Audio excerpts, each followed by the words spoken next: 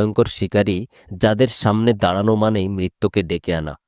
আজকে আমরা জানব পৃথিবীর ভয়ঙ্কর 7টি শিকারী প্রাণীর কথা, যাদের নিখুঁত শিকার দক্ষতা ও ভয়ঙ্কর শক্তি আপনাকে অবাক করে দেবে।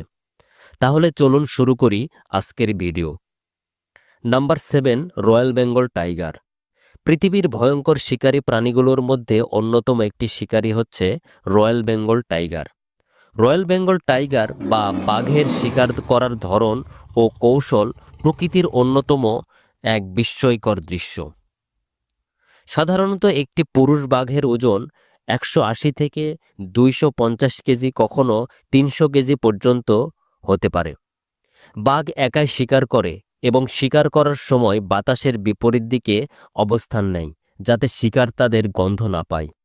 শিকারকে লক্ষ্য করে ঘন গাছপালা বা উঁচু ঘাসের আড়ালে লুকিয়ে নিঃশব্দে এগিয়ে যায়।